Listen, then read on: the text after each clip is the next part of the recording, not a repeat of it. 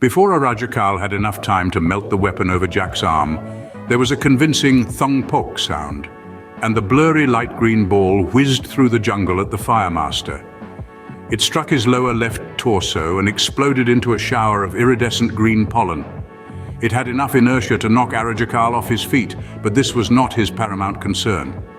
The pollen that was used in these munitions was from a genetically modified variety of a hybrid of magic-inhibiting plant. Contact with it made spellcasting virtually impossible, even for the very astute and learned. Arajakal recognized the heavily irritating scent of void pollen. From experience, he knew that attempting another spell would be futile. He immediately began his withdrawal, scanning the unpleasantly colored jungle for his other comrades.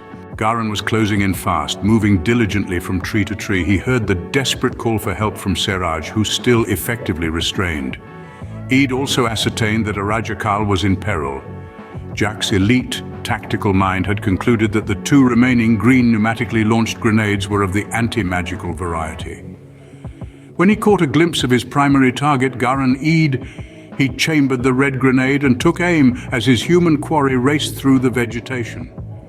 Garen's fleeting eyes detected Jack's presence, and he instinctively dived solidly to the jungle floor. He was leopard crawling around a broken stump when the grenade was launched. The resulting thunderous explosion was audible for about 2 kilometers. An intense concentrated force buffeted and perforated Garen's armor and flesh as his limp body rolled like a flung mannequin away from the epicenter of the blast. Splinters of orange-brown wood showered the entire shuddering area as heat and luminescence radiated savagely for an instant from the impact zone. Eid was unconscious and bleeding severely. His titanium plate had absorbed much of the blast, but shrapnel had punctured some of his internal organs and he was dazed from the concussion. A great distance away, Master Ka was partially aware of the group's situation. However, he was not in any position to assist them.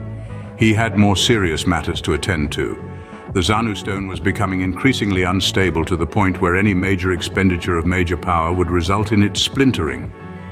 For the previous 7 weeks, Ka had spent much of his day repeating a silent mantra that preserved the ancient stone as it was. This day, though, a crisis arose. Ka was in the Zanu chamber delicately repairing the crack in the stone when the octagonal entry portal opened. Jen and Penchak were standing in the entrance, flanked by several other of the more rebellious major nucleus. Master Ka knew immediately that the internal struggle for control that had been simmering for months was about to climax. Jen was the first to speak. His angered statement was scathing. "You continue to toy with Nons. You have allowed the Zanu stone to fall into disrepair. You have disunited our people. The inner circle has decided that you are not worthy to be Nucleus Master. Abdicate now or face the consequences." Ka was not taken by surprise at this turn of events. He had sensed potential for it to occur for quite some time. Somehow he had to convince Jen, who was obviously the instigator, that the issue must be resolved without the use of magic. At least then the Zanu stone should remain intact.